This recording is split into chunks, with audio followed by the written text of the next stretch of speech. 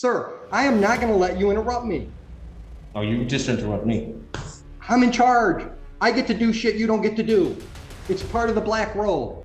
This is 210736FY. This is State of Michigan versus Frank Michaud. May I have your appearances, please? Good afternoon, Your Honor. Mohammed on behalf of the people, P86771. Would you state your name for the record, sir?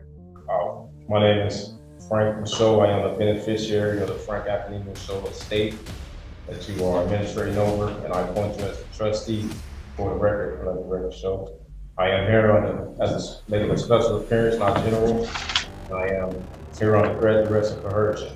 Thank you, Mr. Michaud. Today is the day and time scheduled for the preliminary examination. In this matter, there is count 1, weapons, firearms, possession by felon. Count 2, carrying concealed weapon.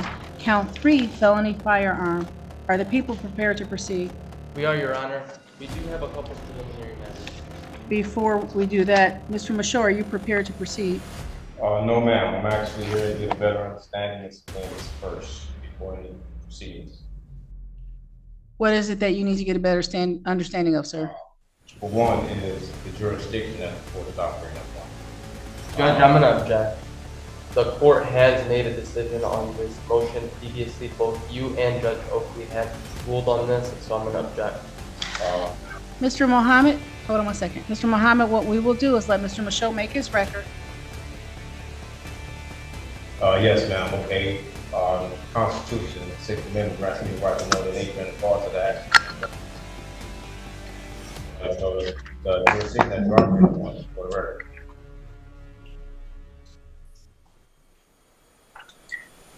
The next thing, sir. The next thing. You said you had some preliminary matters, which suggests more than one thing. Buckle up, guys. Today we're going to watch a courtroom where identity itself becomes a defense strategy. The defendant doesn't just plead innocence. He redefines who he is, claiming to be a beneficiary rather than the person charged. The judge listens, but the tone makes it clear performance won't override procedure. Right away, the clash forms. Legal reality versus personal theory. Yes, the jurisdiction of the court. Anything else? Yes. What's next? Is this going to be criminal, civil or criminal? And I also want to, with the basis of that answer, I would like to address some other things as well. What other things, sir? It's pertaining to off your answer. So, Mr. Michaud, I think we had this conversation last week. Correct me if I'm wrong. This is a criminal case.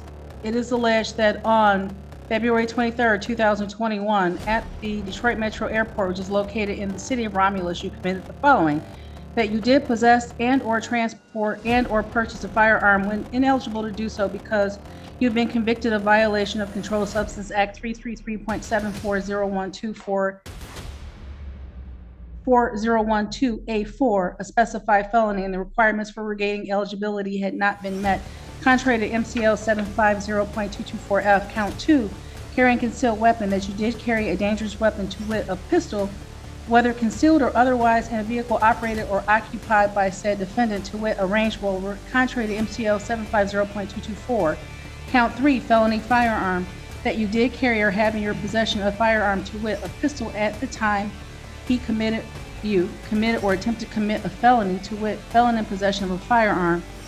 Contrary to MCL 750.227B, there is also an habitual offender third offense notice on the file where it's alleged that you were convicted of the offense of violation of Controlled Substance Act on October 24, 2013, and convicted of the offense of attempt carrying of a concealed weapon on April 30th, 2002. That being the case, the court having responded to the charges indicated to you that this is a criminal matter. The court's question back to you, sir, is: are you prepared to proceed with the exam in this matter? No.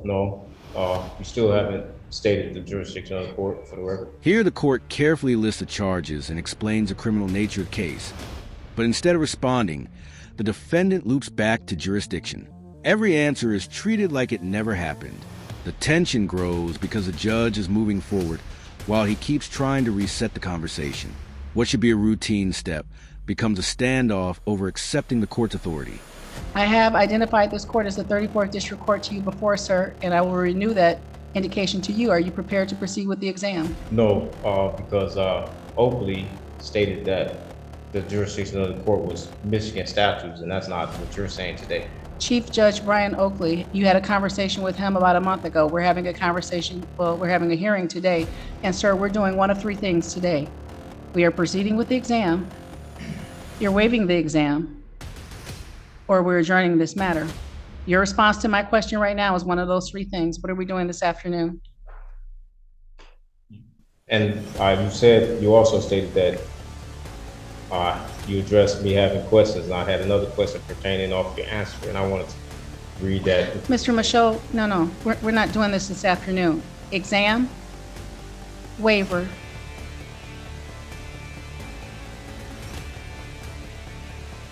Well, at this moment, okay, since I'm under threat, arrest, and coercion, I would like to appoint Mr. Sullivan as trustee for me. Mr. Michaud, you're not under any threat. This is a court. You've appeared this afternoon. This case has been called, and if you're prepared to proceed with Mr. Sullivan sitting to your left, this court will proceed. Is that what you're indicating?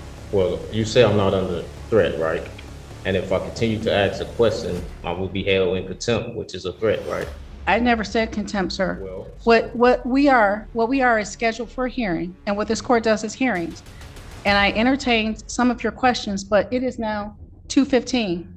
And the court's, I know, sir, but I'm presuming that there will be some testimony. Okay, but you're asking me, am I ready to proceed? And while you're asking me, you also telling me that we're about to proceed, so you're not actually giving me the right to answer the question. You also making it seem like you're threatening me, so. Now the exchange shifts from confusing to confrontational. The judge offers clear choices: proceed, waive, or adjourn. Yet he refuses to give a direct answer and claims he's being threatened. Then comes a moment he appoints his own lawyer as a trustee, revealing he still believes this is a contractual situation rather than a criminal hearing. The courtroom patience starts thinning. Mr. Michaud, I'm interrupting you to tell you that I'm not threatening you. But I've answered all that needs to be answered from this court to proceed with either the exam, a waiver. Okay, all right. But you haven't answered the questions that I have asked. I said I had another question, and you're still not allowing me to ask the question. So do I have the right to ask? What's your question, Mr. Michaud? I just want to ask you, far as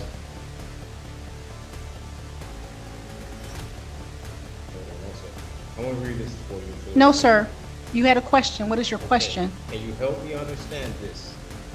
Okay, according to 27 CFR 7211, it say all crimes are commercial and must have nature and cause and be prosecuted in the name of the people of the states as a real party in interest, not the people of the state, the corporation, the fiction.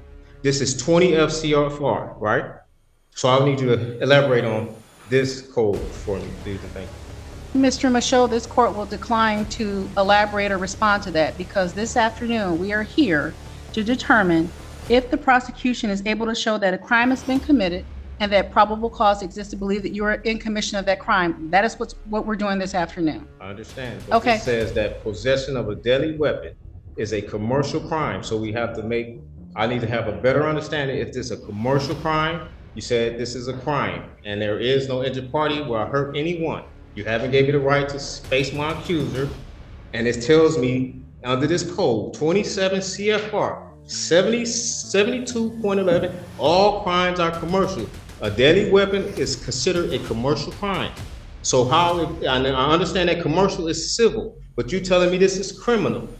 So how is it criminal? And it says if there must be an injured party for a corpus delicti, for the record, an injured party, and you haven't presented an injured party for the record. So, I mean, can you elaborate on what jurisdiction you operate under? Is this civil or criminal? Because it doesn't make sense to me. Mr. Michaud, you're asking a compound question, so I'm going to try to answer it. Last week and just now, you indicated a right to face your accusers. And you indicated that the court will be presenting something. The court is not presenting anything. The court will take testimony this afternoon and review evidence documents, videos, whatever it is that either Mr. Mohammed or Mr. Sullivan on your behalf presents to this court. You want the right to face your accusers. I don't know who Mr. Mohammed is calling to give testimony this afternoon. I don't know who, if anyone, Mr. Sullivan is calling to give testimony this afternoon. That being the case, sir, are you prepared to proceed with the exam? Okay, so the Chief Oakley said that he stated for the record that my accuser was the state of Michigan. And here in this code, it says, the prosecutor in the name of the people of the states, not as the people of the state of Michigan. So what he said is contradiction to this code, and it's 27, Code of Federal Regulations 27-7211, all crimes are commercial. So I don't understand. You were in front of Judge Oakley for a probable cause conference, which is basically a scheduling. Are we having an exam? Is there a plea or is there a waiver? For some reason, that didn't happen with Judge Oakley. You then had a PCC with Judge Green. Then you were with me for PCC last week. I asked you questions, you wouldn't respond, but I tried to answer your questions. And the people twice demanded an exam. And when you would not answer my questions, I scheduled the exam. Mr. Michaud, your only response right now is yes or no. Are you prepared to proceed with the exam this afternoon? Well, under threat and threat and duress and coercion, I appoint Sullivan as my trustee for the record. This becomes the intellectual battle. He reads regulatory text about commercial law and insists crimes require an injured party, trying to transform a weapons charge into a civil dispute. The judge repeatedly explains the hearing's purpose and how evidence and witnesses work, but he circles back to the same theory. The contrast is stark. Structured law versus unwavering misunderstanding. This court was in receipt of a sealed copy of Mr. Michaud's record, and Mr. Mohammed proffered to the court People versus Perkins. And Mr. Sullivan, the court has had the opportunity to review the opinion, and it does indicate that the defendant bears the burden of producing evidence to establish that his or her right to possess a firearm has been restored. That being the case, the court is accepting the certified record that was tendered by Mr. Mohammed. The court also has had the opportunity to hear the testimony of Officer Stempian. And for purposes of this preliminary examination, we'll find that the people have met their burden. And we'll bind Mr. Michaud over as charged.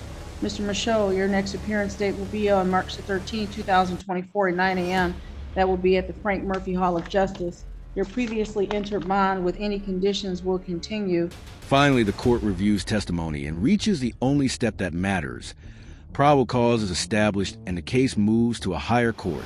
After all the arguments, the decision comes quietly and decisively. The theories don't stop the process. Procedure continues without them. If you enjoyed the video, like the video and subscribe to the channel, and we'll see you in the next video.